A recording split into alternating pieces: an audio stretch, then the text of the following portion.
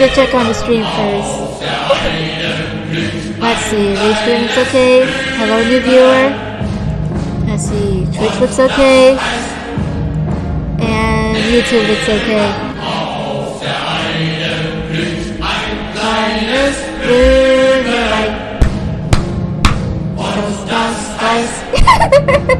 You know, maybe one day I should visit Argentina. Just saying, folks.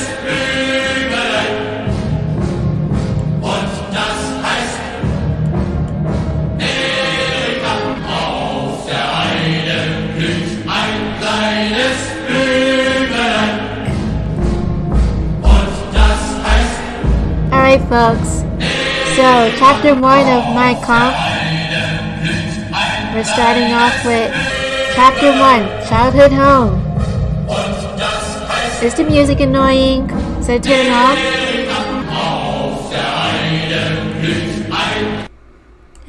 Maybe I should make more quieter. Chapter 1, Childhood Home. Today, I am pleased that fate chose the city of Braunau on the Inn of northern Austria as my birthplace. This little town is on the frontier of two German states, whose reunion, at least for those of us from the younger generation, will be the accomplishment of a lifetime. We must do everything we can to reunite these states. Austria must return to the great German mother country, not for economic reasons. No, the economics are unimportant. Even if it did not make economic sense, it must still take place because common blood belongs in one common realm. I'm a bit of a history buff and, isn't Austria German? I mean, weren't both of those countries part of the former Holy Roman Empire? But I digress. The German people have no moral right to set up remote colonies when they cannot even unite their own children in a common state. The people only earn the right to acquire foreign soil when the Reich has expanded to include every German.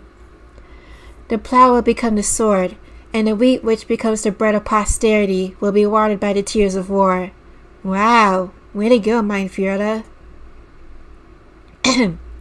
This little frontier city has now become the symbol of a great undertaking, but it also has a past that we should take as a warning today. More than 100 years ago, this humble place had the privilege of being immortalized in German history as the scene of a tragedy which shook the whole German nation.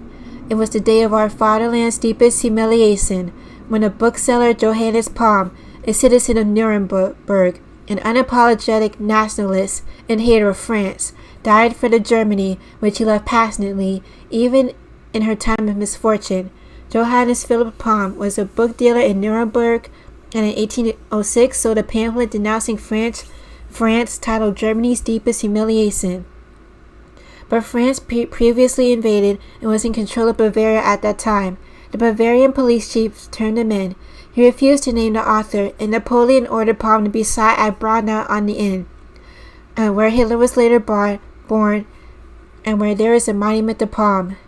Palm stubbornly refused to reveal the names of his fellows who believed as he did. He was very much like our Leo Schlachter.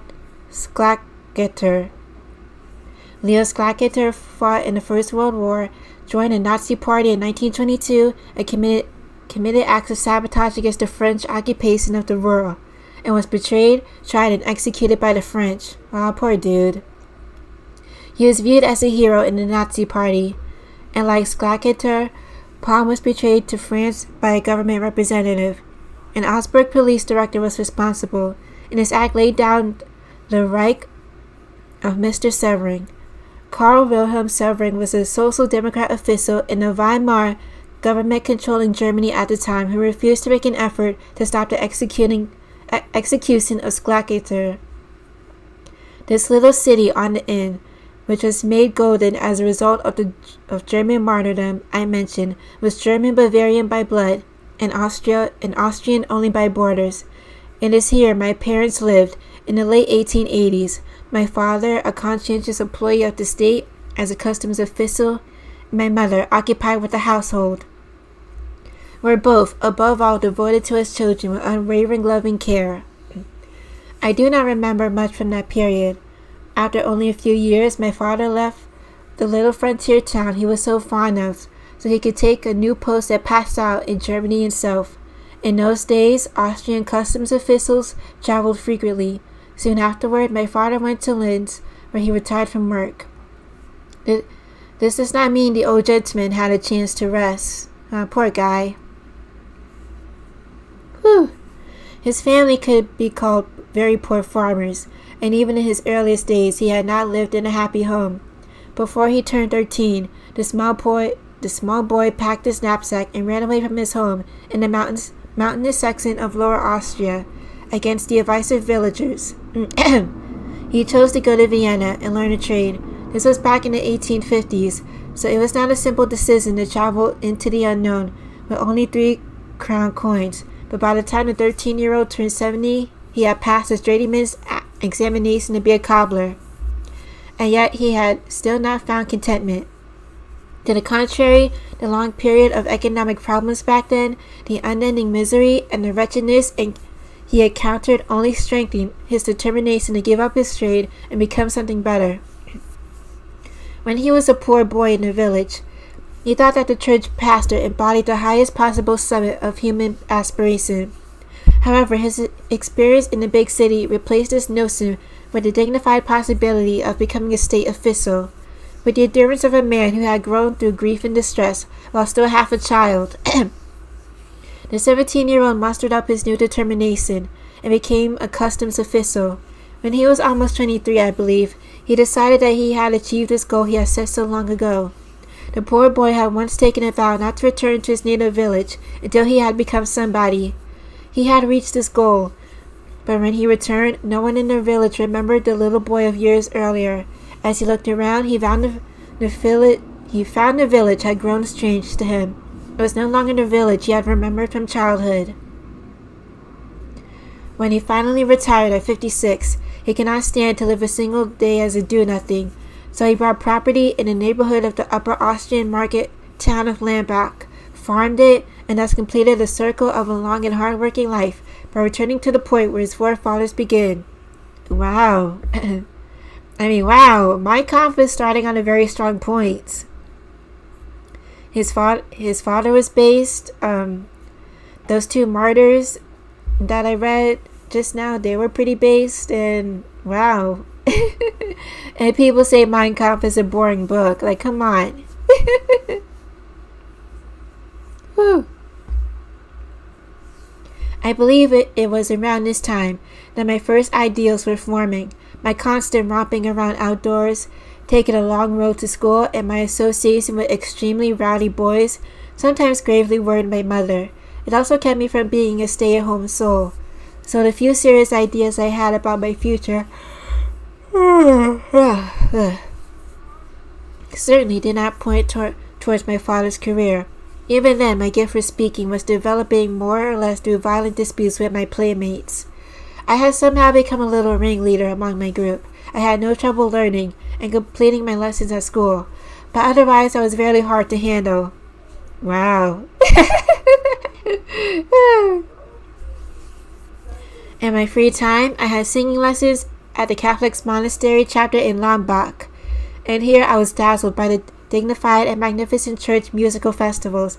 Just as my father had once looked upon the little village pastor, I now looked at the local religious leader as an ideal to aspire to.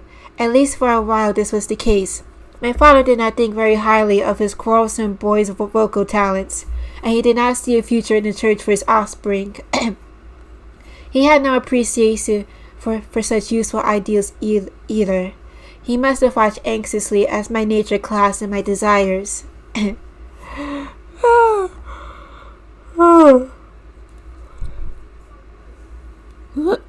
jeez. Nah, don't worry. I was just stretching, guys. My desire for that calling soon disappeared and was replaced by hopes that were better suited to my temperament. In rummaging through my father's library, I found various military books. There was a popular edition of the Franco-Prussian War of 1870 to 71. 2 volumes of an illustrated magazine from those years now became my favorite reading. It was not long before the great heroic battle had become my greatest spiritual experience. From then on, I became more and more enthusiastic over anything connected with war, or at least being a soldier. Damn Hitler.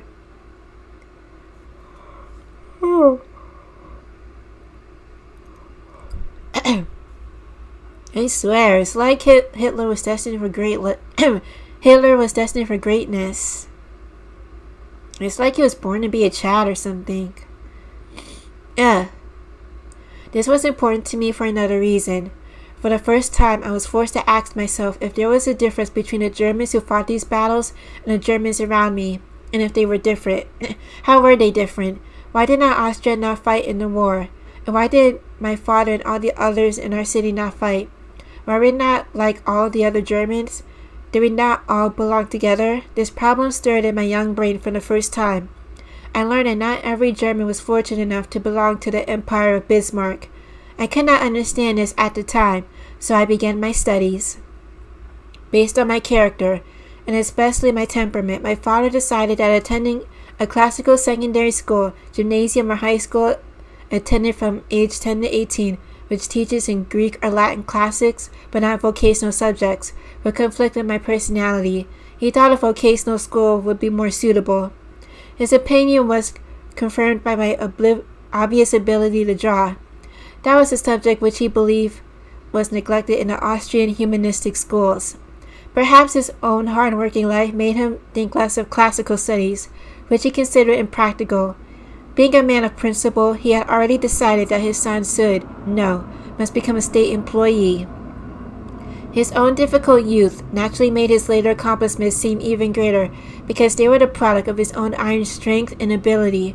The pride of being a self-made man led him to want the same or better for his son. He believed his own hard work could make it easier for his child to succeed in the same field.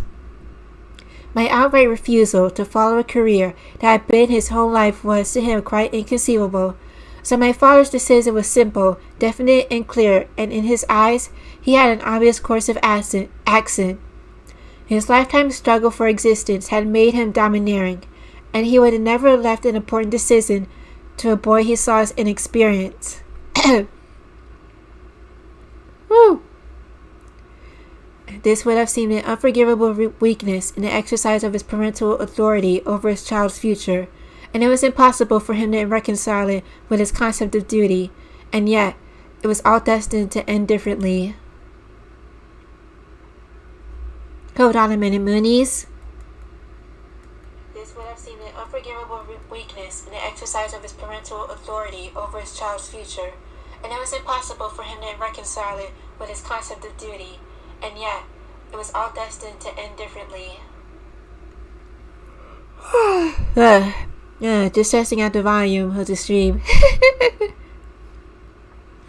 At the time, I was barely 11, and for the first time in my life, I was forced to oppose my father, steadfast and determined as my father might be in carrying out the plans that were fixed in his mind. His son was no less stubborn and resistant in refusing this unappealing idea.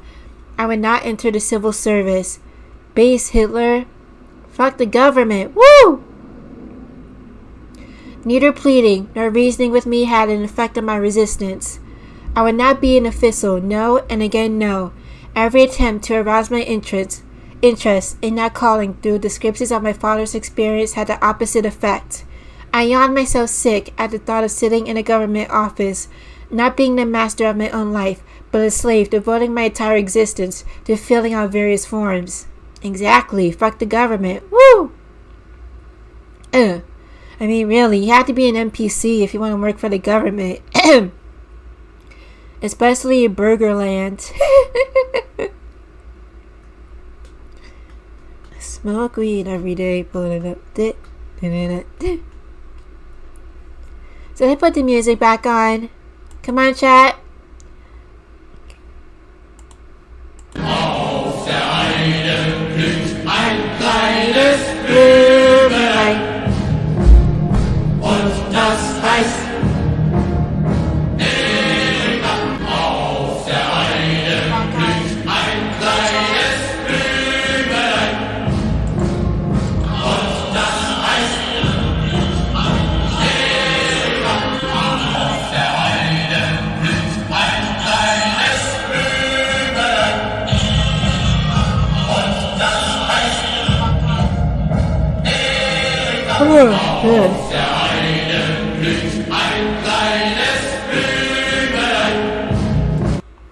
Und das slice. Oh boy, I'm having fun, chat. What effect could this possibly have on a young boy who is anything but good in an ordinary sense? I did my schoolwork with ridiculous ease and had so much free time left that I was outdoors more than in. Today, when my political opponents scrutinized my life with such loving care, searching back even into my childhood for the satisfaction of uncovering some piece of deviltry this fellow Hitler was up to in his youth, I thank heaven for them and given me a few more memories of that happy time. Field and forest were the battleground where my constantly recurring differences in opinion were settled. Even the attendance at the secondary school which followed did little to restrain me, but now another dispute had to be fought out. Damn. Wow. Talk about foreshadowing. I mean, even Hitler knew that people would disparage him for his character, and they still do after his death. So long as my father's intention to make me into an official class with only my general dislike of the career itself, the conflict was quite tolerable. I could withhold my private views, and I did not have to make a constant issue of them. My own determination never to become an official was enough to give me an inner calm. I clung to this determination firmly. The situation became more difficult when I developed a plan of my own that opposed my father. This happened when I was still only 12. I cannot recall how it happened, but one day it was clear to me that I would be a painter, an artist.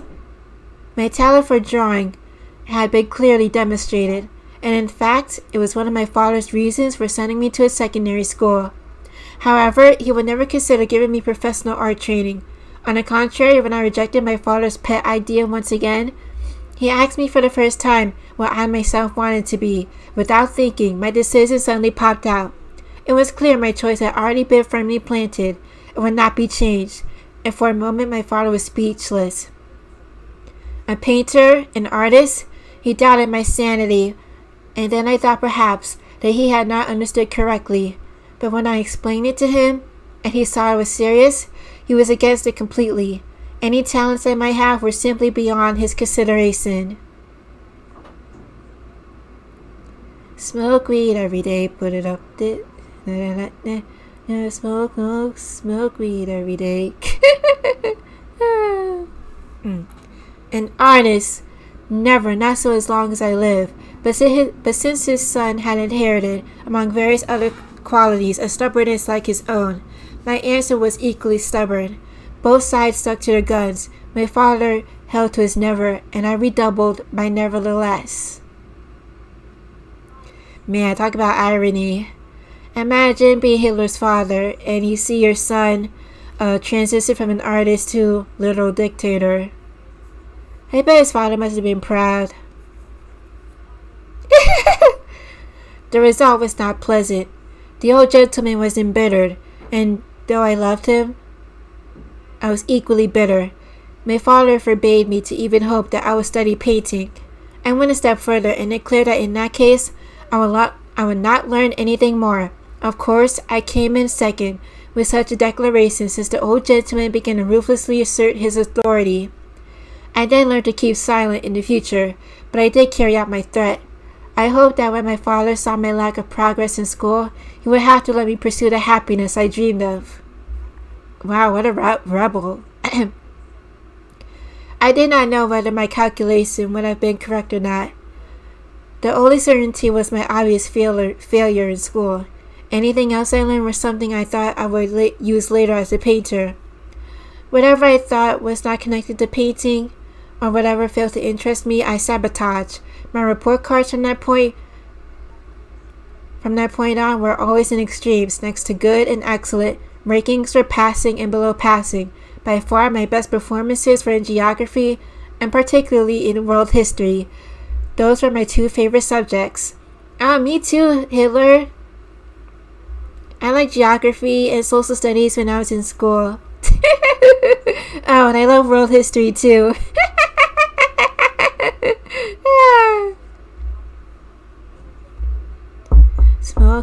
smoke weed every day, put it up. When I look back now, so many years later, I see two facts that are especially significant. First, I became a nationalist. Second, I learned to understand the meaning of history. Oh, based! Old Austria was a national state that consisted of many states. At that time, someone who was a subject of the German Reich could not grasp what this fact meant to their daily life. After the Great March of Triumph by the Army of Heroes in the Franco-Prussian War, the Germans of the Reich had gradually become separated from German elements elsewhere. They did not understand the value, or they were no longer aware of the value in it. The German Austrians were too easily confused, and as a result, the imperial dynasty decayed, along with otherwise sound and healthy people. They did not understand that if the Germans had not been of the best blood, they would never have had the ability to impress their character on a state of 52 million Austrians. The mistaken idea took root, especially in Germany, that Austria was a German state. This was nonsense, and the result had grave consequences, but it was still a brilliant tribute to the 10 million Germans in the Ostmark. The Eastmark are eastern borderlands. Sorry about that, got a bit of a cold. Today, this sad state of affairs has been forced upon millions of our people. Wait. Austria, because their small presence was perceived as a total ownership by distant Germans. Very few in the German Reich realized there was a constant struggle to preserve the German language, German schools, and German character in Austria. Today, the sad state of affairs has been forced upon millions of our people who dream of a common fatherland while they sit under a foreign thumb and long to preserve the sacred mother tongue. Finally, people are beginning to realize what it means to fight for one's nationality, and now perhaps a few here and there can appreciate the greatness of the German population of Ostmark. Wow, cool. Which through its own resources shielded the Reich on the East for centuries, then waged an exhausting guerrilla war to maintain a German language frontier in an age when the Reich cared for colonies, but not for its own flesh and blood. As in any battle, there are three groups in the struggle for our language in Old Austria: the fighters, the lukewarm, and the traitors. The sorting process begins in school. The most remarkable thing about a language battle is that its waves beat hardest upon the schools. The war is waged over the next generation, and the first war cry is to the children. German boy, do not forget that you are a German, and German girl, remember that you are to be a German mother. Anyone who understands the soul of the youth will realize that young people will receive this battle cry with joy. In 100 ways, they carry on the struggle in their own fashion and with their own weapons. They refuse to sing non-German songs. They are more enthusiastic over German heroes. The more they are suppressed, the more they go hungry in order to save pennies for the war chest of their elders. They have an incredibly sensitive ear for a non-German teacher. They wear the forbidden badges of their own nation and are happy to be punished for it. In other words, they are a faithful image and miniature of their elders, except that their devotion is often stronger and more direct. Wow. Compare that to today's Germany. The Führer must be rolling in his grave by now. Cease.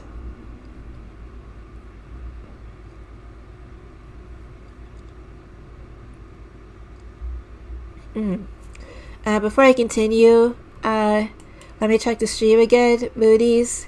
Ah, jeez. What a bad time to get a cold. Alright, let's see. Restream is okay. Twitch. Let's see. Twitch looks okay. Yeah, YouTube looks okay.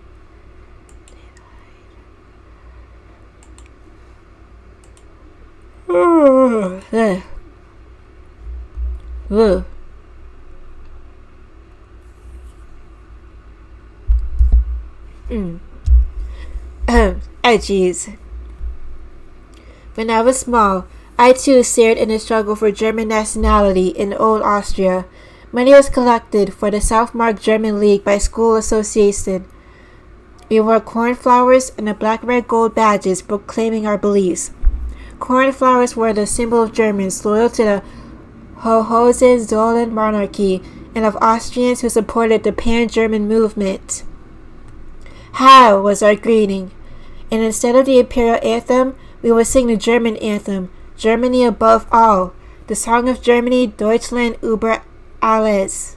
Despite threats of punishment, young people were politically trained at a time when citizens of a so-called national state still knew very little about their own national character other than their language. I was not among the lukewarm even in those days. I was soon a fanatical German nationalist.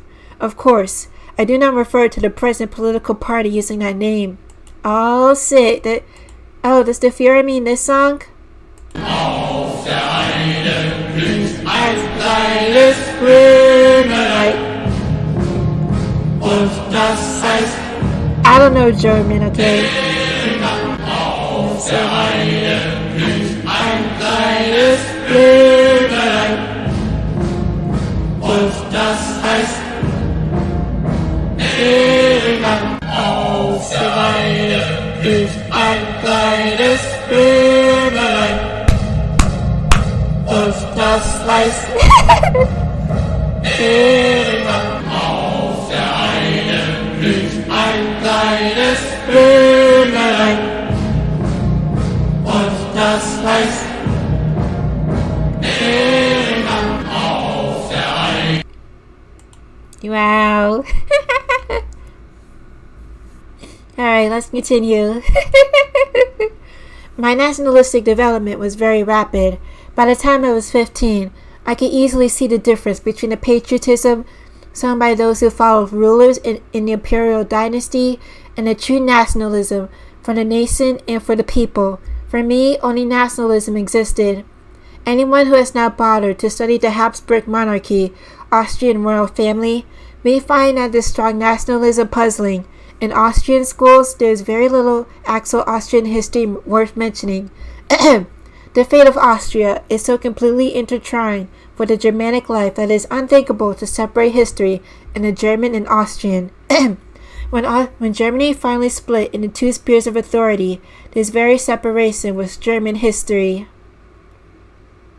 The insignia of former German imperial splendor, displayed for all to see in Vienna, continue to spell as a reminder of our common and unending life together. Cease.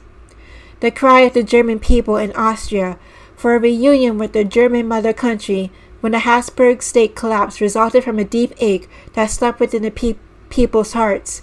They had never forgotten this longing to return to the home of their fathers. This can only be explained through the history taught to German Austrians, which made those nationalistic feelings grow. Their history is a fountain that never runs dry, a silent reminder in times when it is easier to forget.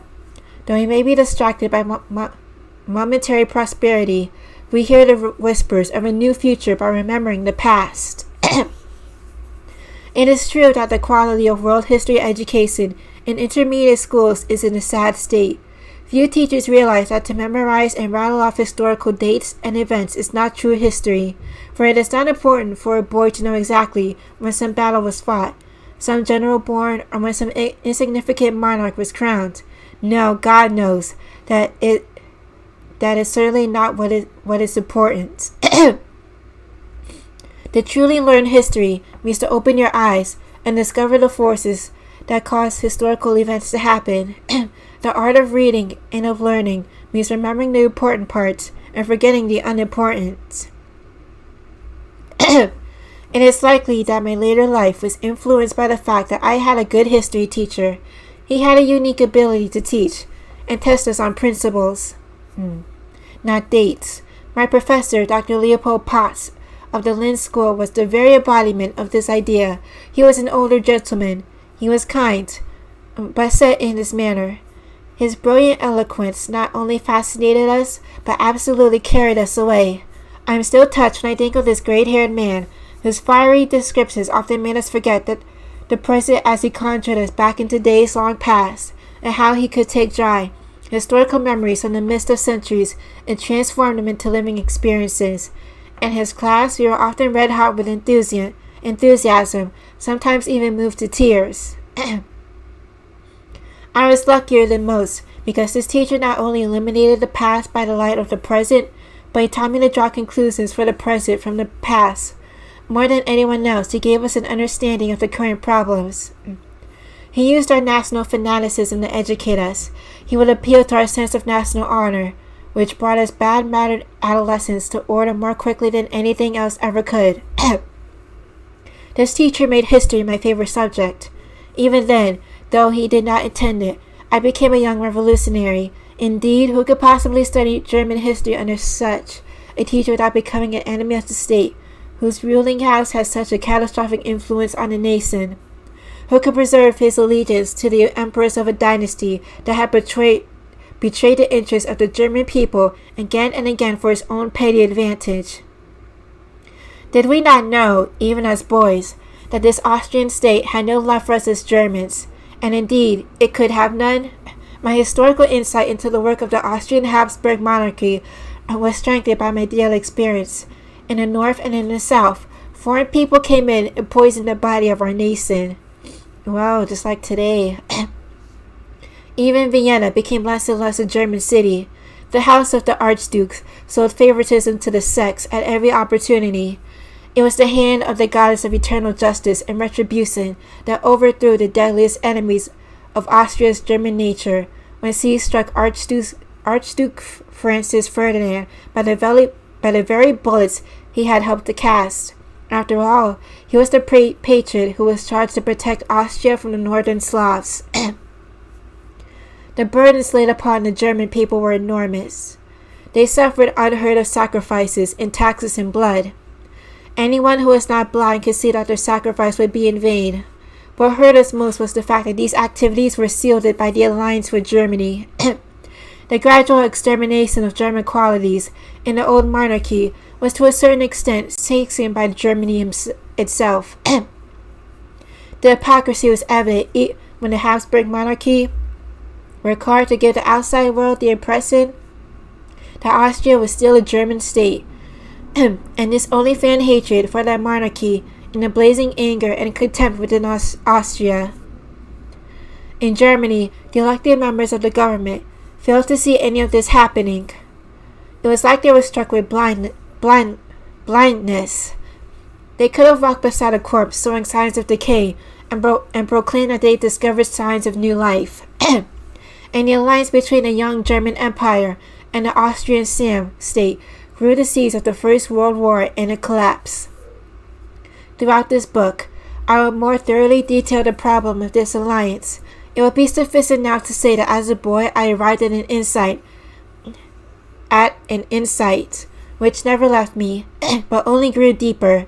This insight was that the safety of German culture in Austria first required the destruction of Austria, and that feelings of nationalism have nothing to do with patriotism to an imperial dynasty. The House of Habsburg was destined to bring misery on the German nation. Even then, this realization carried a warm love for my German-Austrian homeland and a profound hatred for the Austrian state. I never abandoned how I learned to think about history either. World history became my inexhaustible source for understanding how the present events, that is to say the political situation, came to be. I did not intend to learn from history. Instead, history was to teach me. If I became a political revolutionary so quickly, then I also became a revolutionary in the arts equally fast. The Upper Austrian capital had an excellent theater, which put on nearly everything. When I was 12, I saw the heroic William Tell play for the first time. A few months later, I saw my first opera, Lohengrin, a Wagner opera about knights. I was totally captivated. My youthful enthusiasm for the master of Bayreuth, meaning the composer Wagner, Bayreuth, is where he lived until he died, knew no bounds. Again and again I was drawn to his works, and it seems fortunate to me now that I could attend the smaller performances where I could get up close and actually intensify the experience. Oh wow, this is pretty cool. Wow, Moonies, I actually feel energized just by reading this. How about you? Anyway, I need to check the stream again. Let's see. Restream looks okay. Let's see. Twitch looks okay. Awesome. And YouTube looks okay. Cool.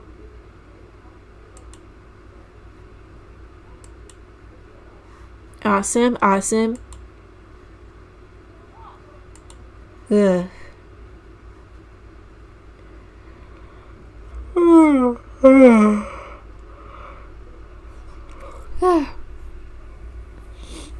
Oh jeez.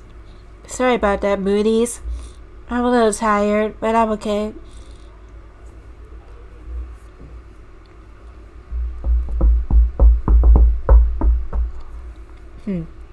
Smoke weed every day. Moving it up a bit. Let's hear that song one more time. Auf der Heide blüht ein kleines Blümelein. Und das heißt auf der Heide blüht ein kleines Blümelein. Und das heißt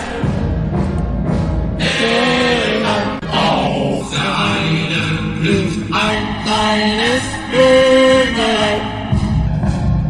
Und das heißt auf der Heide blüht ein kleines Blümelein. Okay. Jeez. Once my painful adolescent years were over, my deep aversion to the calling my father had chosen for me was even clearer. I knew that I could never be happy as a civil servant. My talent for drawing had been recognized at school, and my determination to be an artist was firmly fixed. Neither prayer nor threats dissuaded me. I was going to be a painter, and I would not be an official for anything in the world. It was curious that as I grew older, I took an increasing interest in architecture too. At the time, I thought it complemented my painting ability, and was pleased that my artistic interest had expanded. I never dreamed that it would all turn out quite differently. My calling was to be decided sooner than I could have expected. When I was 13, I lost my father suddenly. A stroke took the vigorous old gentleman, painlessly terminating his earthly career. Aw, poor Hitler. Poor Adolf. And plunging us all into the deepest grief. His deep desire to give his child a livelihood and spare his offspring from his own bitter struggle must have seemed unfulfilled. But he had sown the seeds for a future which neither he nor I could have understood then. There was no outward change yet. My mother continued my education according to my father's wishes, intending that I prepare for a civil service position eventually, while I myself was more determined than ever to avoid becoming an official. I became less and less interested in school and grew more indifferent. Suddenly, an illness came to my assistance. Within a few weeks, my future and the subject which caused constant dispute at my home was decided for us. I had serious lung trouble, and the doctor urgently advised my mother against putting me into a closed office environment. My attendance at the secondary school was interrupted for at least a year. What I had secretly desired for so long, what I had always fought for had now, through this illness, become reality almost of its own choosing. Wow. Pressured by my illness, my mother finally agreed to let me go to the Academy of Fine Arts in Vienna instead of the vocational secondary school. The happy days I expected to follow seemed to me almost like a peaceful dream, and a dream they were to remain. 2 years later, my mother's death put a sudden end to all of my fine plans. I'm sorry for you, Adolf. She died at the end of a long, painful illness, which had little room for hope of recovery. Even so, the blow to me was terrible. I had honored my father, but I had loved my mother. I was forced by need and hard reality to make a quick decision. My father was a man of small means, and what he had saved was largely used up by my mother's grave illness. My orphan's pension was not nearly enough to live on. I was compelled to earn my own bread somehow. With a bag of clothes in my hand and an instinctual will in my heart, I set off for Vienna. What my father had accomplished 50 years before, I hoped to also wrestle from fate. I too would be something important, but never an official. Wow, Adolf, way to go, dude. Let's give it up for Adolf. M'F0CKERS. Whew. Oh, jeez. Chat, I need to go get some water. Well, my throat's starting to get dry. But don't worry, I won't be gone for too long, okay? So listen to some cool music. Auf der Heide blüht ein kleines Blümelein. Und das heißt Erika. Auf der Heide blüht ein kleines Blümelein. Und das heißt Erika. Auf der Heide blüht ein kleines Blümelein. Und das heißt Erika. Auf der Heide blüht ein kleines Blümelein. Und das heißt Erika.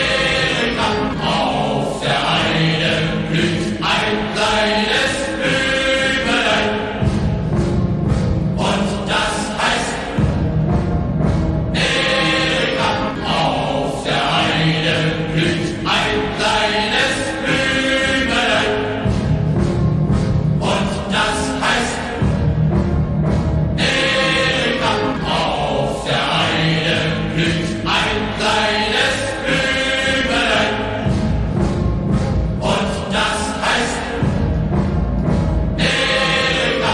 Auf der Heide blüht ein kleines Blümelein. Und das heißt Erika. Auf der Heide blüht ein kleines Blümelein.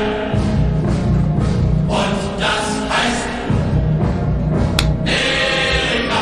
Auf der Heide blüht ein kleines Blümelein.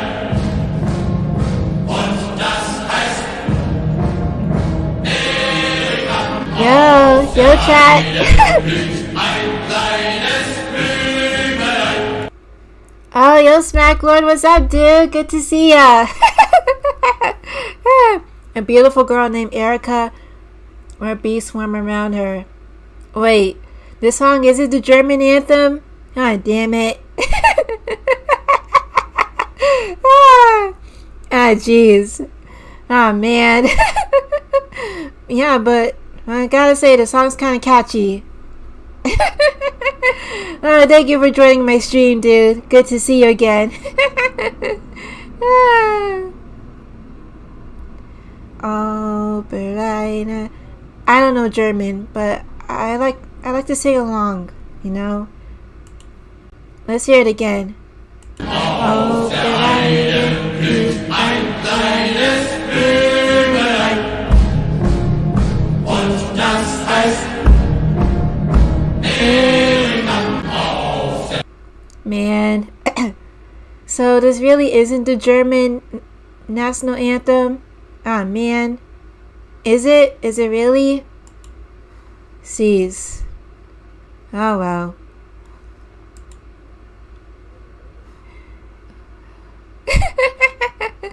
In any case, how you doing, chat? How you doing, Smacklord? I'm doing okay. I think I'm getting a bit sick, but I'll be alright. Oh, and some of my IRL streaming gear is on its way. I'm real excited, dude. I want to try it out. And in case you don't know, I will visit the Museum of Sex and make a video out of it. And furthermore, I will definitely stream the gay parade IRL for real.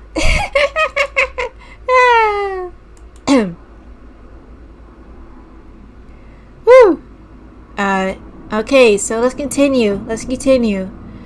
Oh, chapter 2: Years of Learning and Suffering in Vienna. When my mother died, fate had already made its decision. During the last months of her life, I went to Vienna to take the entrance examination for the academy, armed with a thick bundle of drawings. I was convinced I would find the examination mere child's play. In the secondary school, I was by far the best draftsman in my class. Since that time, my ability had only improved. My own satisfaction in my ability led me to hope for the best. There was one single fly in the ointment. My talent for painting was frequently exceeded by my ability as a draftsman, especially in architecture. My interest in architecture kept growing. My interest accelerated when I visited Vienna for a couple of weeks before I turned 16. I went to the art gallery of the Court Museum and found I had eyes on almost solely for the museum itself. From early morning until late at night, I trotted from one site to another, but only for the buildings really held my attention. I could stand for hours looking at the opera house, and for hours admire the Parliament buildings, the Ringstrasse, Circular Street, and the Old Town section of Vienna. Sections seemed like an enchantment from the stories out of 1001 Nights. Chat, especially you, Smacklord, do you know what I'm reading? Do you really know?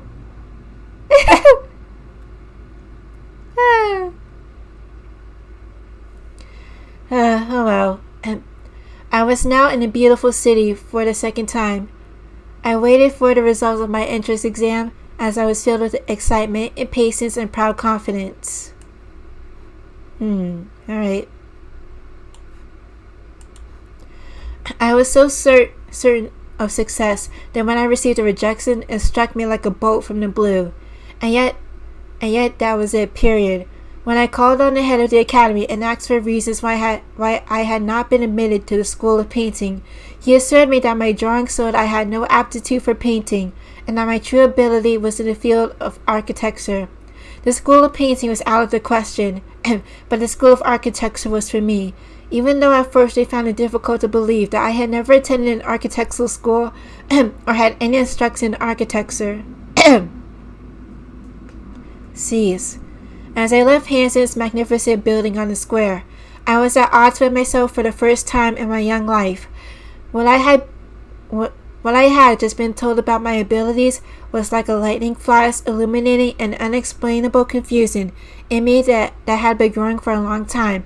Within a few days, I knew I would be an architect someday. Okay, let's see. Smacklord, you says you're back. Aussie phone internet's crap. Oh, I see.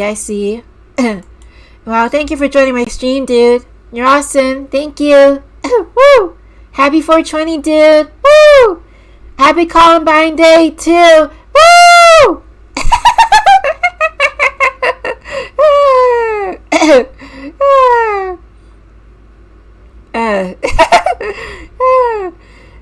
Chad, you have no idea. I mean, literally, reading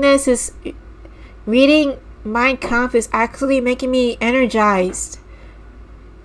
And this book is really awesome, too, so far. Fortunately, I'm starting to get a bit of a cold, but I'll be alright. I'll persevere. I could see the path before me would be enormously difficult. Everything I had been too stubborn to learn in secondary school was now taking its bitter revenge. Admission to the Vienna Academy School of Architecture required attendance of the Building School of Technology, and admission here was based on graduation and the final exams from the intermediate school. I did not have either. It seemed my dream of art was now impossible. I heard something about a cobbler that was Adolf's dad. Yeah, Adolf's dad, he became a cobbler from a young age. But Adolf's dad, he actually persevered and became a state official. And he wanted his son Hitler to undergo the same profession, but Hitler refused.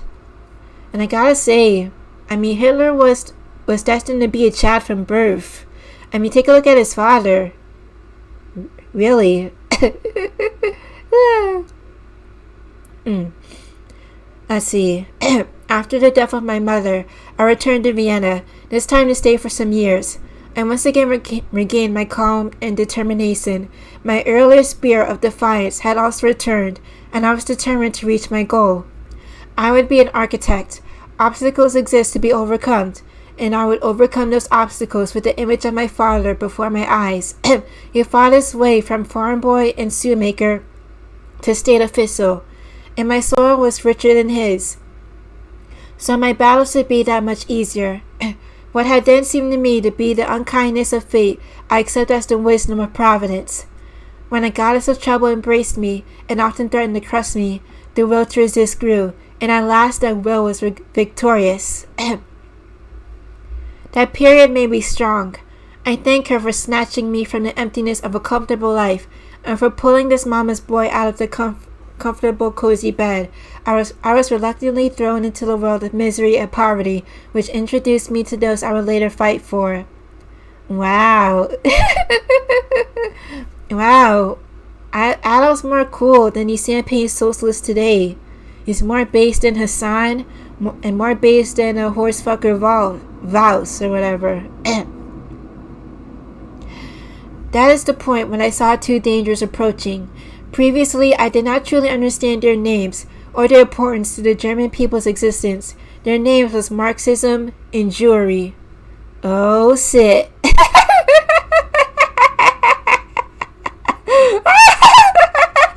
Yes, my Fiona. Yes, Marxism and Jewry. Two problems of the German nation. Well, nowadays, it's two problems of the global nation. Two problems of the Gentile nations. Auf der Heide blüht ein kleines Blümelein.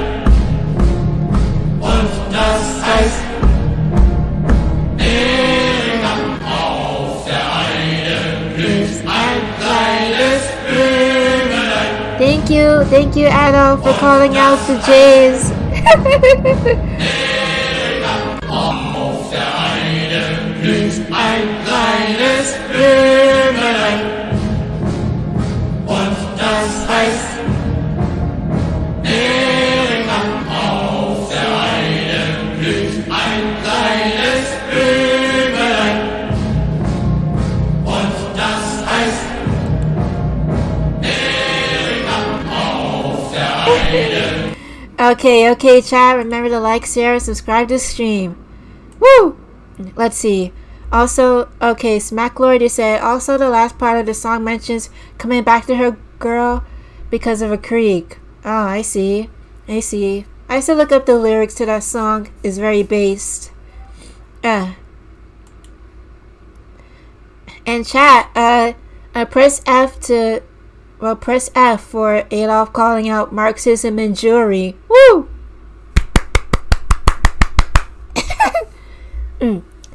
Vienna is widely considered the very essence of innocence and bliss as the festive home of happy crowds.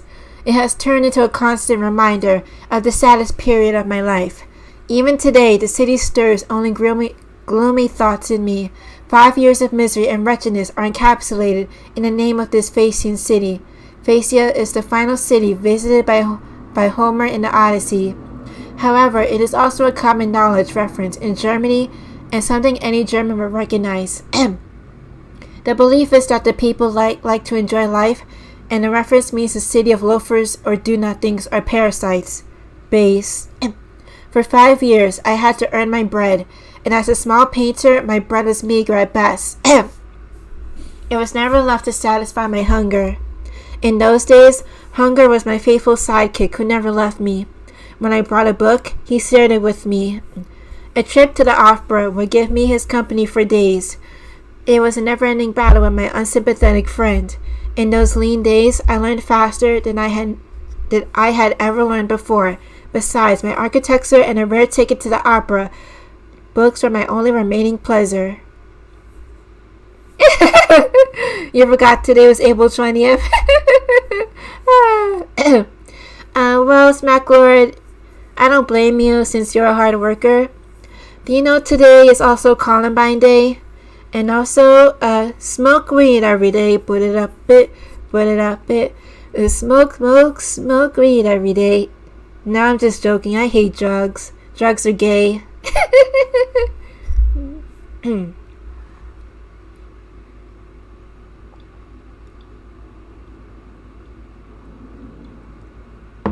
Woo. I read voraciously. I used any free time I found to study. After a few years, I was able to lay the foundations of a knowledge which I still live on today. At that time, I formed an image and a concept of the world which had become the rock-solid foundation of my present political activity. Since that time, I needed only to learn a little beyond what I had already assembled, because I found there was nothing in my image that required changing. On the contrary, today I firmly believe that all creative ideas usually appear in youth, if they exist at all.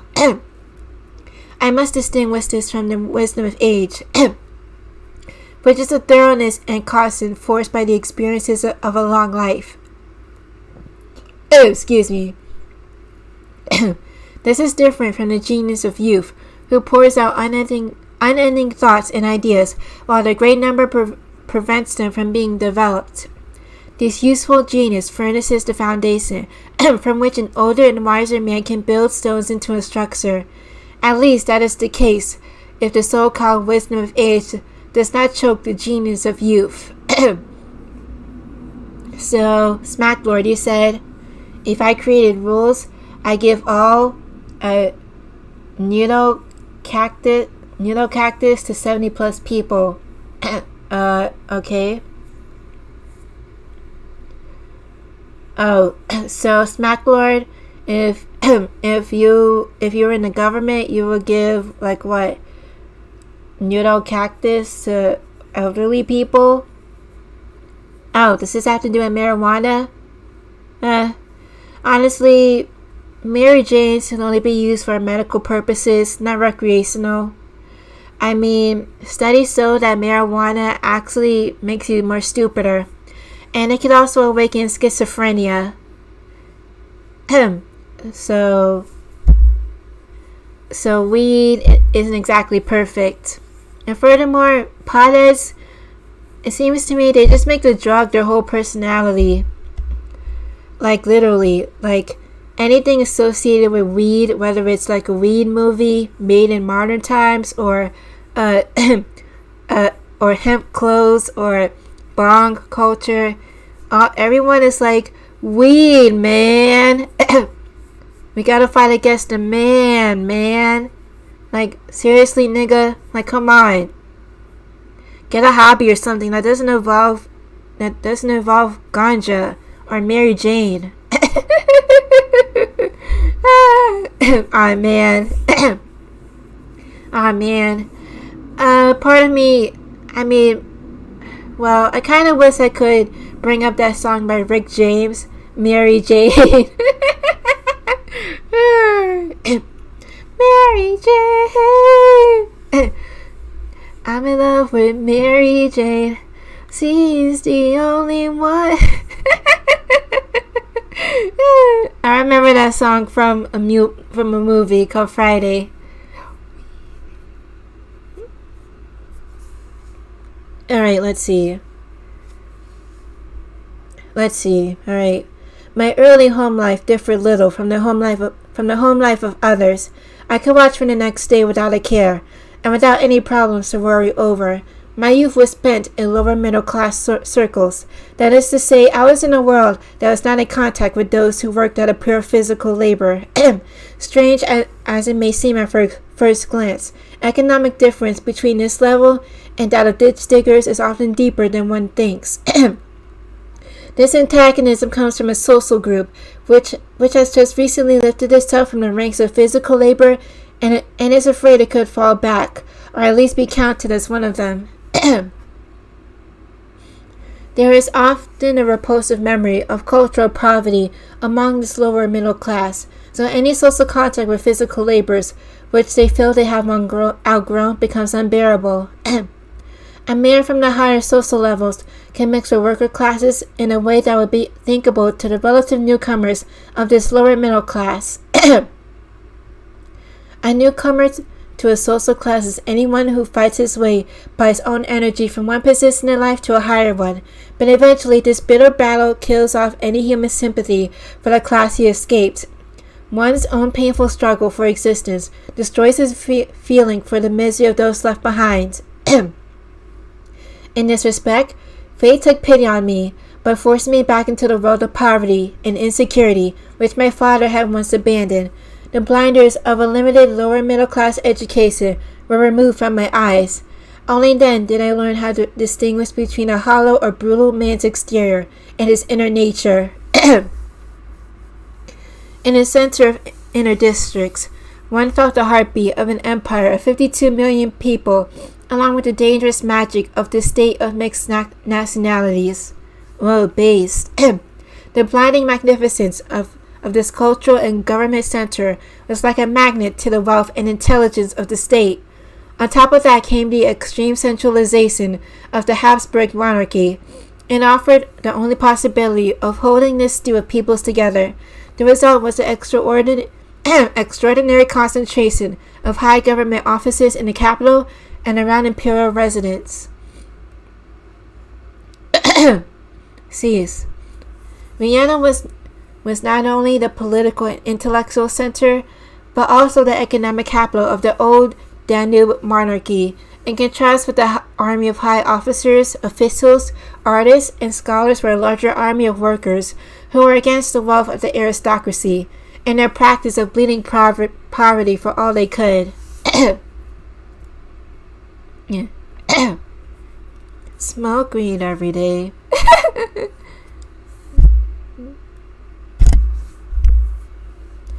The palaces of the Ringstrasse, a circular street in Vienna, became a waiting room for the thousands of the unemployed. And below the Arc of Triumph in old Austria, the homeless lived in the twilight and slime of the sewers. There is not one German city where the social situation could have been better studied than in Vienna. Do not be misled. This studying cannot be done from above. Someone who has not been in the clutches of this viper cannot truly know its venom. Studying from above results in the superficial chatter or the formation of false opinions based on emotion. Both are harmful. One because it can never reach the heart of the problem, the other because it passes by the problem entirely. I do not know which is more devastating, to ignore those who lack the basic necessities, such as we see in those who are favored by fortune, or live well as a result of their own effort, or is it those who stand tall in their fashionable skirts or trousers and feel for the people, because it is the latest fad? In any case, these people commit a sin greater than their limited intelligence will ever allow them to understand. Small caps have no ties to the soil. Exactly. I'm starting to believe they don't even care for Israel. I'm sure you guys have heard about the recent outbreak that's happening in Israel, right? I don't know the full details, but some people are protesting the Israeli government. Anyway, free Palestine, y'all. Free Palestine! Woo!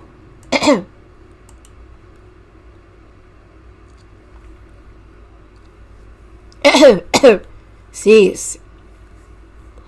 Then they are astonished when their fashionable social conscience, which they proudly display, never produces any results. When their fruitless good intentions are resented, they blame the ingratitude of the people. People with minds like this fail to understand that there is no place for merely social activities. When the masses want results, social displays are not enough, and there can be no expectation of gratitude for such a soul. So, And it's not a matter of distributing favors, but of retribution and justice. Damn, what is up with my voice? Cease.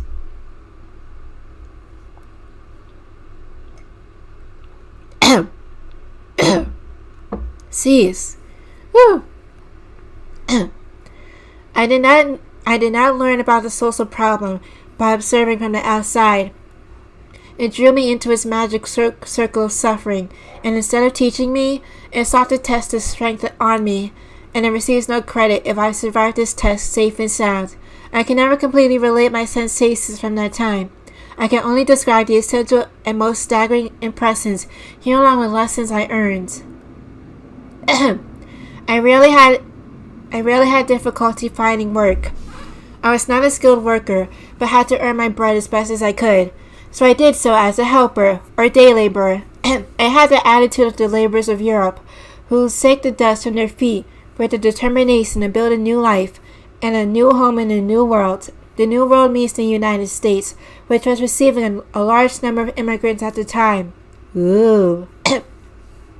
They are free from preconceived notions of occupation and social background, of status and tradition, and they grasp any means of support that is offered to them.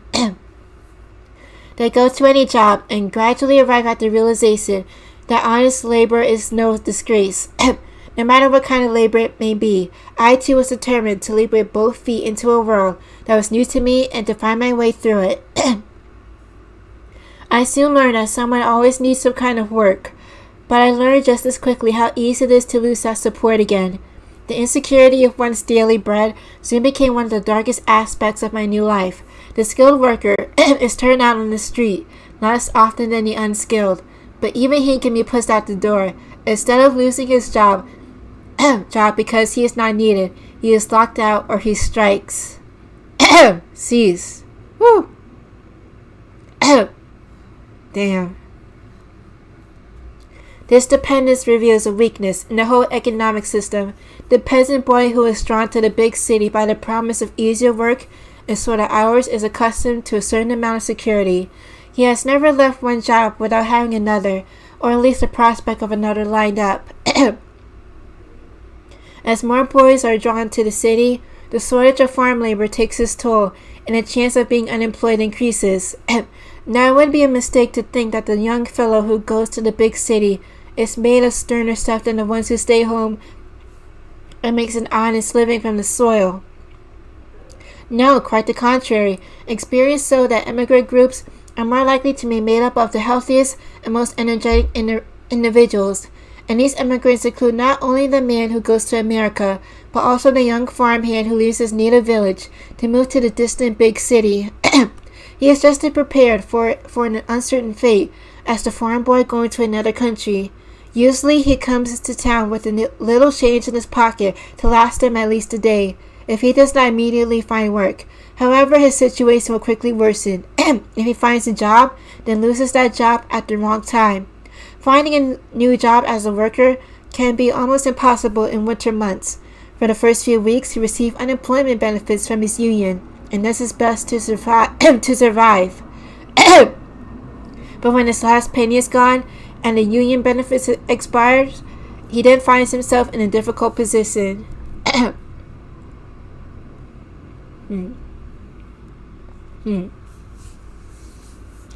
Cease. Oh, yeah, I'm reading the fourth edition, Smack Lord. So far, I don't see any problems with it. He walks the street as his stomach growls, perhaps pawns or sells his last possessions. His clothes become fewer in number and worse in condition, which drags down his appearance. Soon he finds himself in surroundings that corrupt him not only physically but spiritually. If he then becomes homeless in winter, his suffering becomes even more intense. Eventually, he is able to find some sort of work under a union, but then the game begins all over again. He is hit a second time with unemployment in the form of a strike. Then the third time may be even worse. Gradually, he learns to become indifferent to the constant insecurity of his finances. The cycle changes into a habit that he continues without further consideration. Cease.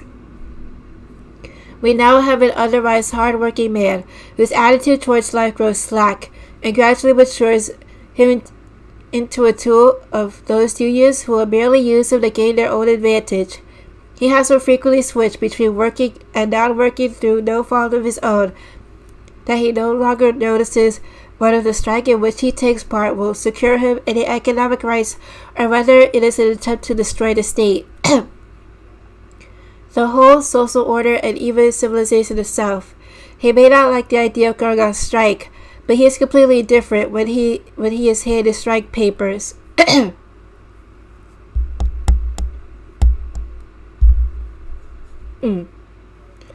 I have watched this process 1,000 times with my own eyes. The longer I saw the game continue, the more I disliked the city of millions. It greedily sucks men in, and cruelly wears them to pieces. When men came to the city, they still belonged to their nation. When they stayed, they were lost to it. Wow. I bet the government was already filled with small hats. Ah, jeez. Chat, I need to go grab some tissue. I could just feel the phlegm building up in my throat. I bet you guys can hear it from my voice. But don't worry, I won't be gone for too long. Anyway, folks, remember your lingua franca, your mother tongue. Remember your nations, remember your forefathers, and remember your ancestors. And most importantly, remember your culture. Be right back. The culture of your ancestors. Auf der Heide blüht ein kleines Blümelein. Und das heißt Erika. Auf der Heide blüht ein kleines Blümelein. Und das heißt Erika. Auf der Heide blüht ein kleines Blümelein.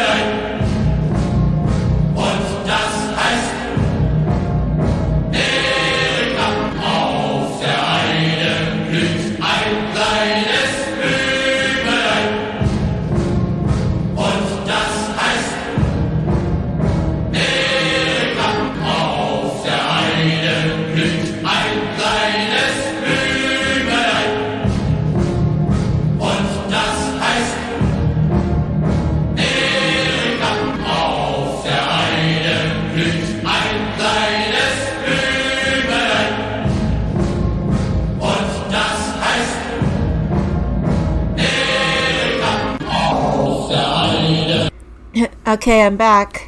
Whew. I feel a little bit better, chat. Can you hear me? Yo. Let me hold on.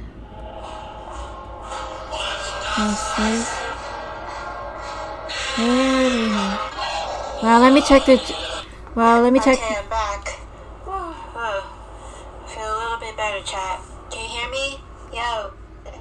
Okay, chat, that was from my phone. Before I continue, let me check the stream for a bit. Let's see. Our restream looks okay. Let's see. Twitch, it looks okay.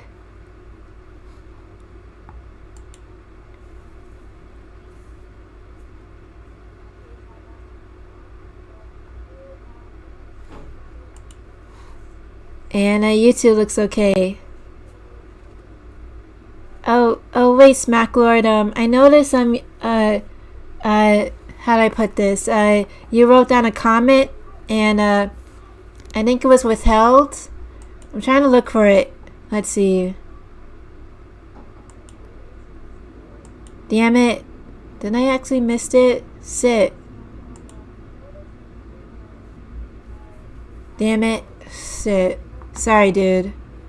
You still with me? You still with me, chat? Woo! You know what? I think it was about my brother on grass. Oh boy. Is your brother a pothead? Does he smoke any other drugs? If so, you need to get him to an intervention, you know? Really? I mean, drugs are for brown people.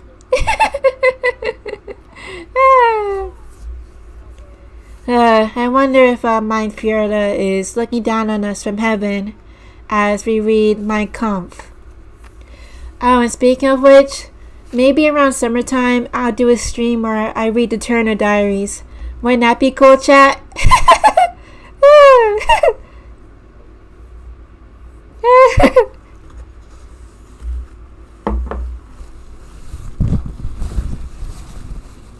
Yeah. I can't believe I'm getting a cold. Pot, tobacco, and alcohol.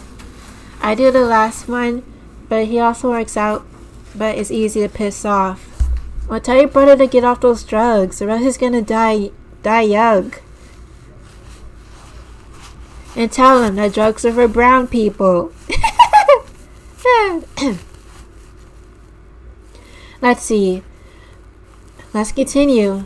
Life drew me around in the great city too. I felt the full force of such a fate, body and soul. I discovered something else as well, quickly switching between periods of work and unemployment, along with the seesawing of income and expenses eventually destroyed by many people's sense of drift and intelligent planning. The body becomes accustomed to living high in good times and starving in bad. They no longer make any effort to plan sensibly in good times, for the bad times they know will come. Indifference surrounds his victim with a mirage, which makes them see only well-fed prosperity regardless of the true circumstances. This mirage grows to such morbid intensity that they give up all self-control the moment wages begin to flow into their pocket. That is why a man who has difficulty finding any work stupidly forgets to plan for his bad times when he does find work. He instead lives greedily and indulges in the moment. His tiny weekly income is instantly spent because he does not even plan for the remainder of the week. At first, his wages last 5 days instead of 7, then only 3, then scarcely a day, to be at last squandered in the first evening. These men are not all living life by themselves. They likely have a wife and children at home. Their family is also poisoned by this way of life, especially if the man is naturally kind to them, and even lumps them in his way. Before the week's pay has evaporated in 2 or 3 days, they eat and drink as long as the money holds out. Then they go through the remaining days together on empty stomachs. Then the wife slinks about the neighborhood, borrowing a bit here and there, opening charge accounts with the shopkeepers, and trying thus to survive the terrible later days of the week. At noon, they all sit at the table, which does not contain enough for everyone, if it contains anything at all. They sit waiting for the next payday, talking of it, making plans. While they starve, they are already lost in the mirage of the good fortune which comes on payday. The children, even in their youngest days, will come to see this wretched life of empty fantasy as normal. The situation can become worse if the man lives like this and the wife objects for the sake of their children. Then there are quarrels and bad blood, and the more the husband drifts apart from his wife, the nearer he drifts to alcohol. Every Saturday he becomes drunk. Now his wife must fight for the few pennies he can snatch from him in an effort of self-preservation for herself and the children. What he can get is only what is left over from his journey between the factory and the bar when he finally comes home on Sunday or Monday night, drunk, brutal, and penniless. There are likely to be scenes that will wring tears from a stone. Oh, this is your favorite part from the chapter? I see, Smack Lord. I saw all of this going on in hundreds of cases. At first, I was disgusted or outraged. I later came to realize that the tragedy of this suffering and to understand its deeper causes. They were the unhappy victims of evil circumstances caused by the small hats, of course. The housing conditions of those days were worse. The housing situation of the Viennese laborer was absolutely frightful. I shudder now when I think of those wretched caverns some lived in, of the houses where journeymen of a common trade lived together, and mass dormitories which were sinister pictures of refuse, filled with disgusting filth and worse. It was bound to happen. The flood of slaves let loose from these squalid caves pours down upon the rest of the world, upon its doubtless fellow men, and it's bound to happen again. This otherworldless thing stripped without thinking about the consequences. It has lost its instinct to tell it that sooner or later fate will move towards retribution, unless mankind placates destiny before time runs out. I am indeed thankful to a providence for sending me to that school of hard knocks in the city. There I could not sabotage what I did not like. I had to quickly grow up. If I wanted to avoid falling into despair because of the people who surrounded me, I had to learn the distinctions between the outer character and inner life and the circumstances that created their lives. Let's see. Scatlord, you said the Murdoch Diaries are better than the second book. Okay. Thanks for the recommendations. Do I watch ER? Oh, hell yeah, dude. Yeah, I've been watching ER since 2016. I love his movie reviews.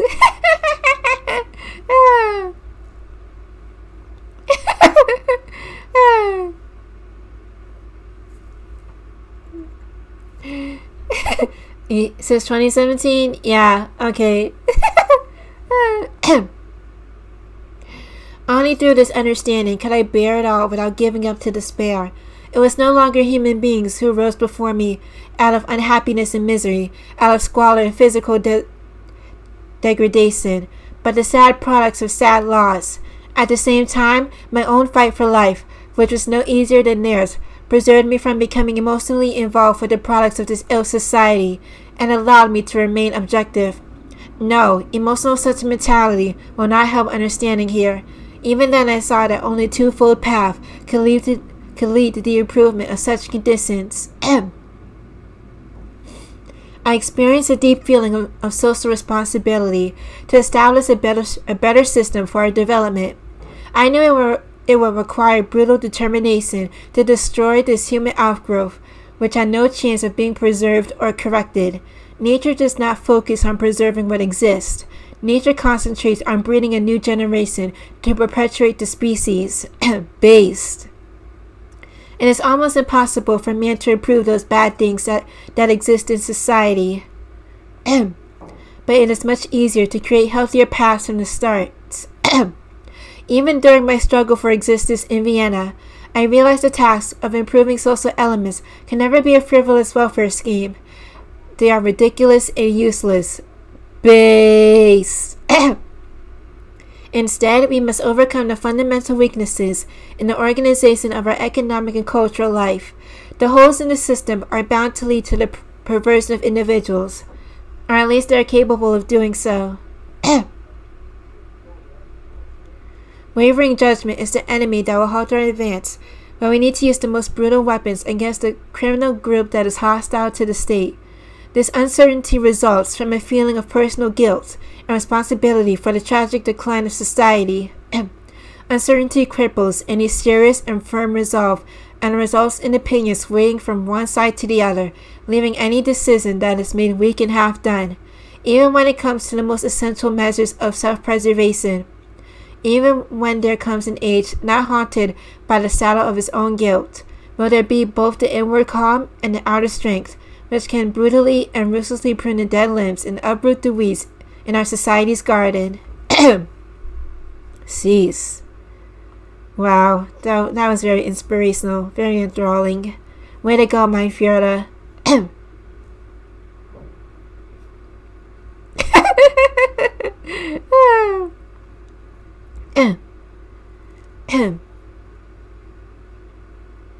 The Austrian state had no real social legislation or system for administration of justice at all. Damn. Its weakness in suppressing even the worst abuses was obvious to everyone.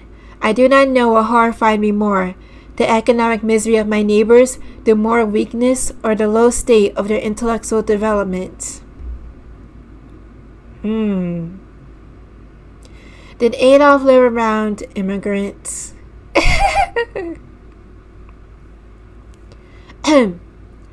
How often does our social class rise up in a righteous indignation when they hear some wretched tramp say he does not care whether he is a German or not? He says that he is equally happy anywhere so long as he had what he needs to live on. This lack of national pride should be deeply condemned, and such statements should be loudly admonished. How many have really asked themselves why their own way of thinking is better? How many realize there are countless reminders of the grandeur of the fatherland in every field of culture and art? When these reminders are combined, those affected have a justified pride in belonging to such a fortunate people. Oh, way to go, Adolf. Way to go, Adolf. You called out globalism. Woo! Okay, Smack Lord, you said Slav as some members of non-whites. He also saw colonized blacks. I see. Pride in the fatherland is built on knowing about its greatness. In all these fields, have the members of our social class noticed that this knowledge, which is needed to instill pride for the fatherland, is not available to the people? We cannot use the excuse that it is the same in other countries, because the worker in other countries has no difficulty holding on to his nationality. Even if this were so, it would be no excuse for one's own shortcomings. The French people teach French's greatness in every department of culture, or as the Frenchman says, of civilization, and we foolishly dismiss it as a fanatical glorification in their upbringing.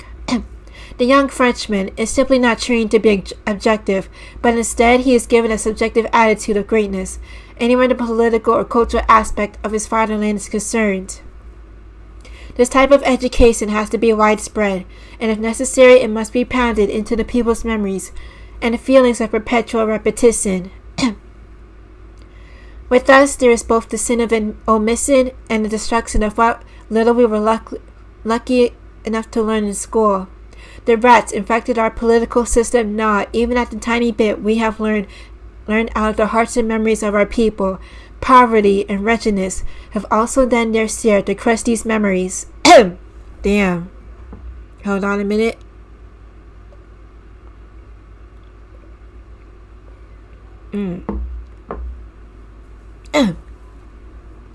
Here is an example. In a basement consisting of 2 stuffy rooms lives a laborer's family of 7. Among the 5 children is a boy of 3 years. This is the age when the child first becomes conscious of things around him. Gifted people carry memories of that period far into old age. Smack Lord, you said, after World War I, French soldiers let the blacks do it, even forced consent to German women on the border. Oh, gross. Disgusting. I hate France even more.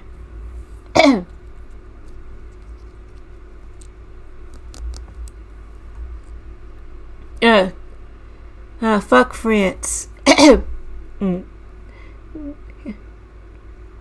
Say it with me, chat. Fuck France.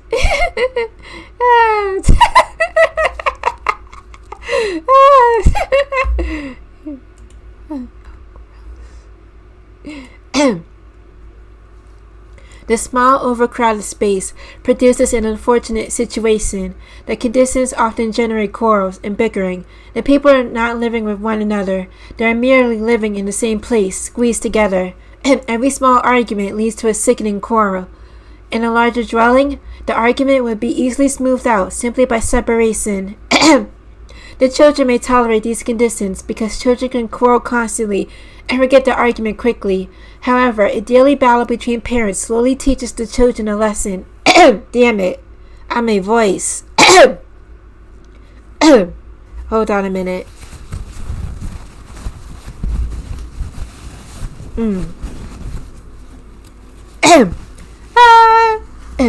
Sorry about that, chat. I'm starting to get a cold, but I'll be alright.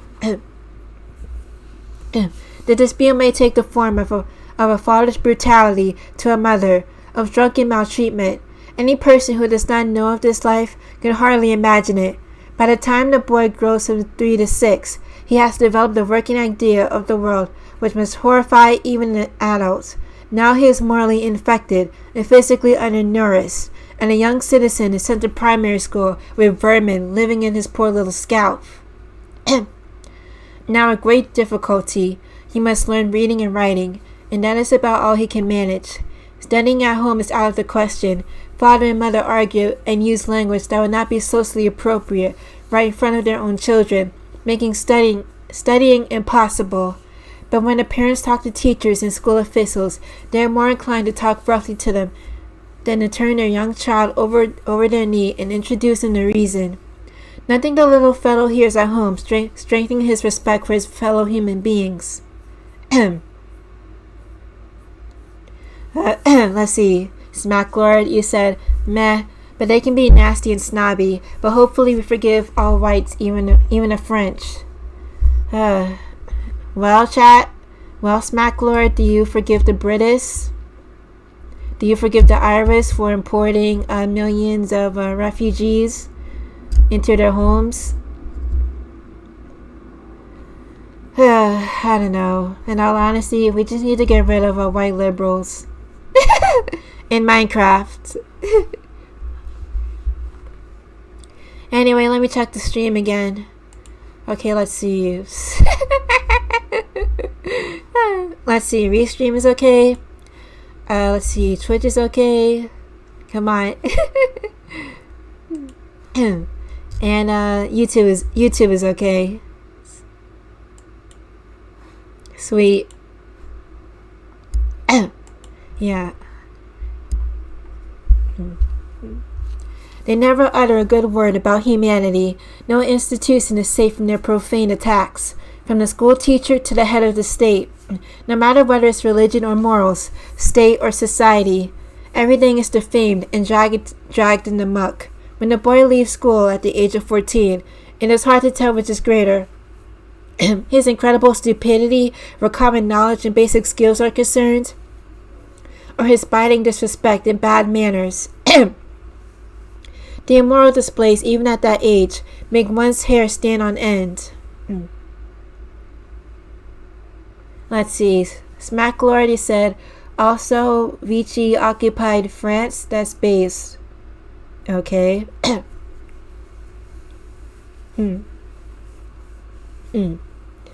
He holds almost nothing sacred. He has never met true greatness, but he has experienced the abyss of everyday life. What position can he possibly occupy in the world which he is about to enter? The 3-year-old child has become a 15-year-old who despises all authority. Aside from filth and uncleanliness, he has yet to find anything which might stir him to any high enthusiasm. Cease. As he begins the more demanding parts of his life, he falls into the ruts he has been learned from his father. He wanders about, comes home heaven knows when, beats the tattered creature who was once his mother, curses God and the world, and finally he is sentenced to a prison for juvenile delinquents. Here he gets his final polish. His fellow citizens are astonished at his lack of national enthusiasm. They see theater and movies, trashy literature, and yellow press day by day pouring out poison. Then they are surprised at the low morality and the national indifference of the people. They do not realize movie trash, cheap journalism, and the like would never produce the skills needed to recognize the greatness of the fatherland. I finally realized something I had never even dreamed of before. The ability to nationalize a people is primarily a question of creating healthy social conditions that can be used to educate the individual. Only when upbringing and school training have taught a man the political greatness of his own fatherland will he achieve an inner pride that comes from belonging to such a great people. You can only fight for something you love. You can only love for what you respect. You can only respect only what you know. Based. Awesome, Adolf. When my interest in social problems was aroused, I began to study it thoroughly. A world that had been so strange to me before suddenly began to open up.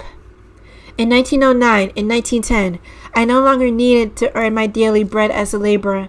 I started working independently as a draftsman and watercolor artist. This line of work was difficult financially, and there was barely enough earnings to keep body and soul together. However, it was great in that it was closer to my chosen profession. I was no longer dead tired when I came home from work in the evening, unable to even look at a book without dozing off. My new work paralleled my future profession. As master of my own time, I can now plan it better than before. I painted to earn a living and learn for pleasure. Oh, good for you, Adolf. I was also able to round out my understanding of the social problem by building a necessary understanding of the theoretical background. I studied pretty much every book on the subject I could get my hands on and plunged myself in my own thoughts. My acquaintances must have thought I was a little more than a little eccentric. I passionately pursued my love of architecture. Along with music, I thought architecture was the queen of the arts. It was not work to spend time on it, but the height of happiness. I could read or draw late into the night, and it never made me tired.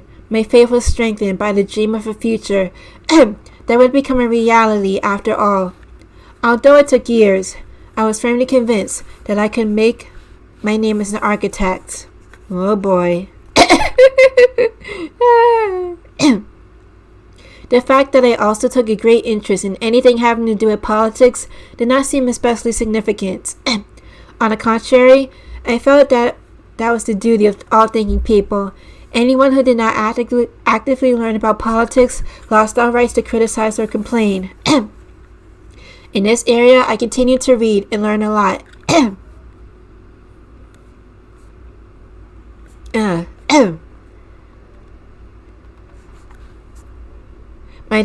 My definition of reading may be different from the average person's definition.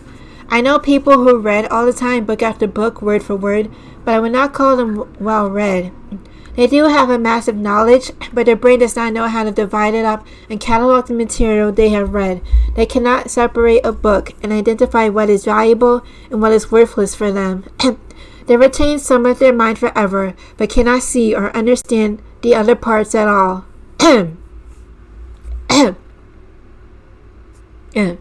Reading is not an end in itself, but a means to an end.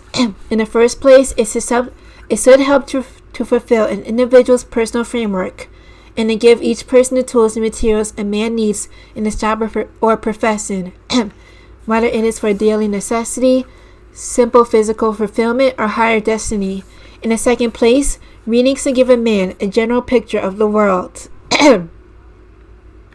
In either case, what is read should simply be stored in the memory like a list of facts and figures. The facts, like bits of a mosaic tile, should come together as a general image of the world, helping to shape the world's image in the reader's head.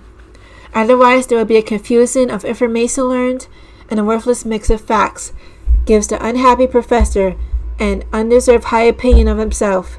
He seriously believes he is cultured and learned, while thinking he has some understanding of life. and is knowledgeable simply because he has a stack of books by his bed.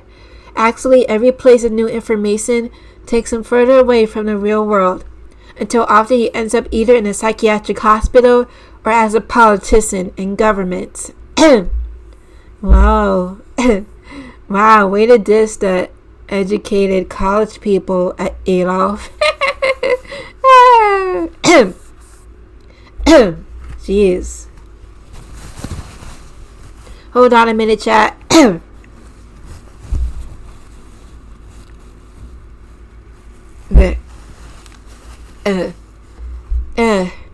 Take a bit of a water break.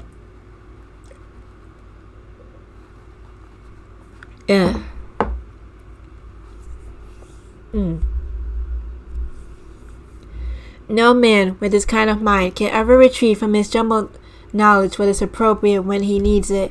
His intellect is not filled with his own life experiences, but is filled with what he has read in books, and in whatever order the content happened to land in his head. If fate reminded him to correctly use what he has learned in his daily life, it would also have to cite volume and page of the poor guy can never find what he needed. But since fate does not do this, these knowledgeable men are embarrassed, and it really counts. They search their minds frantically for appropriate comparisons and usually end up in the wrong idea. If this were not the case, then it would be impossible to understand the political achievements of our learned government heroes in high places unless we decided they are mischievous and not mentally disturbed. A person who has mastered the art of proper and true reading can read any book, magazine, or pamphlet and immediately spot everything he believes he needs to remember, either because it fits his purpose or because it is genuinely worth knowing. What he has learned then takes its proper place in his imagination concerning the matter at hand. It can then either correct or complete that image to increase its correctness or clarity in his mind. If life suddenly presents some question that requires examination or a solution, the memory stored through this reading method will instantly recall the already imagined picture as a standard and bring out individual bits of information on the subject, which have been retained through decades, and that will be the basis for the intelligence used to clarify or answer the question. Only then is there sense and purpose in reading. Awesome. A speaker who does not study the materials to back up the issues he deals with will never be able to fight effectively for his opinion when challenged, even if it is absolutely true. In every discussion, his memory will fail him as he stammers to find someone else's words to repeat. He cannot connect to the reasoning he needs to enforce what he says or argue with his opponent. When the result is just a matter of personal ridicule, as with the speaker, this may not be fatal, but it becomes serious if fate places one of those incompetent know-it-alls in a high position such as a head of state. Then it is serious indeed. Wow.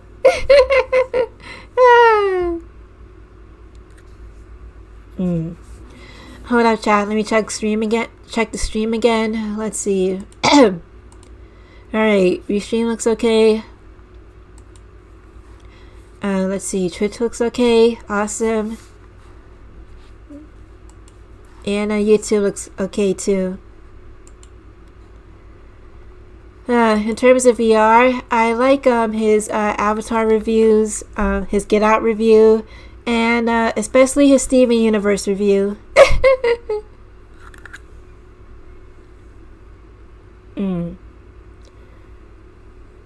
Let's see. Even at a very young age, I was careful to read properly, and this skill has helped me tremendously by improving my memory and understanding. In this light, my time in Vienna was in particular was fruitful and valuable. The experiences of daily life stimulated me to constantly study, being in a position to support reality with theory and to test theory by reality. I was prevented from either suffocating in theories or growing superficial in how I judge reality. My experiences in daily life guided and encouraged me to make a thorough theoretical study of two vital questions aside from the social problem. Who knows if I would ever have become absorbed in the doctrines and character of Marxism if my life had not simply rubbed my nose in it. Exactly. Struggle builds character. In my youth, I knew almost nothing about social democracy, and what I didn't know was wrong.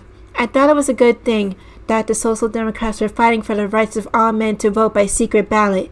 Even then, my mind told me that this had to weaken the hated Habsburg regime. I was also convinced the Austrian state can never be maintained unless it sacrificed the German element living in Austria, even at the cost of slowly converting the German element to Slavs.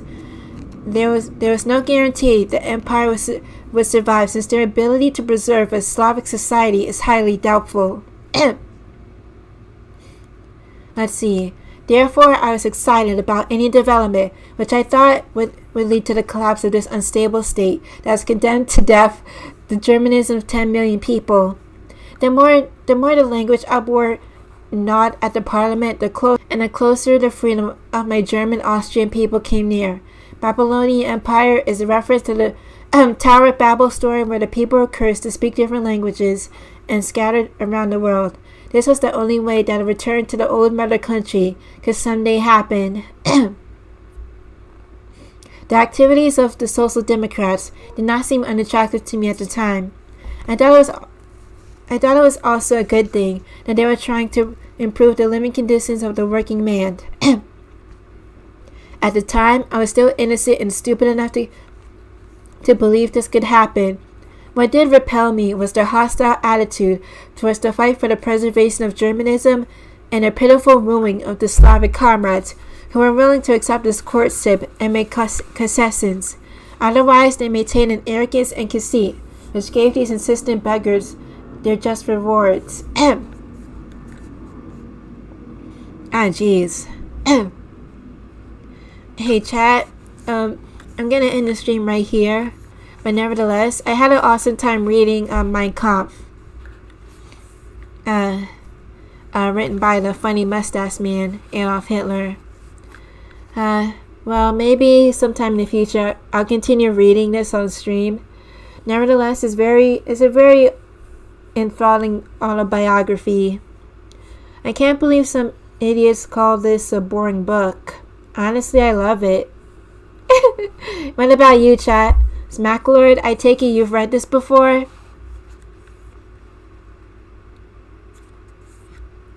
Well, anyway, maybe in the future I'll read the Turner Diaries along with a Ted Kaczynski manifesto, Industrial Society, and its consequences.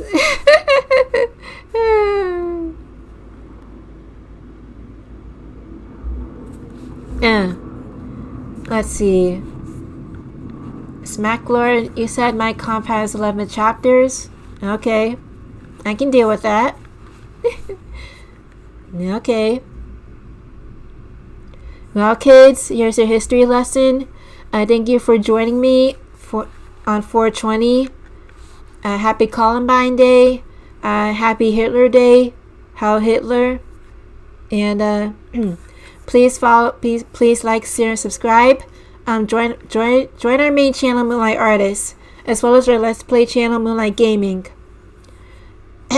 Now I said read 11 chapters. I can't read 11 chapters in one night. Come on, dude. Cease. And one more thing. Chat. Does my voice sound weird? I know it's weird to say that now. Just asking. And let's see.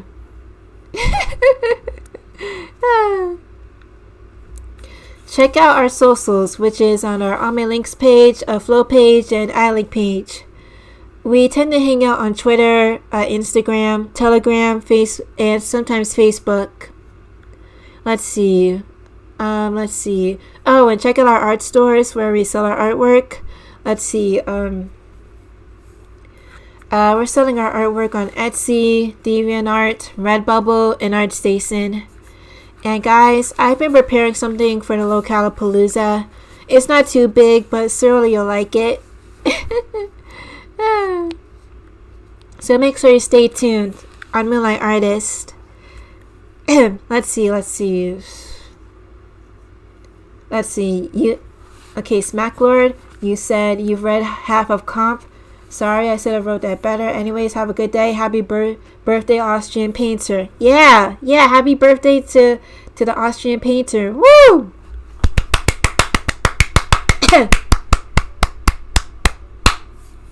Well, Moody's, have a great day, a great week, and see you on the other side of the moon. Well, see ya, niggas.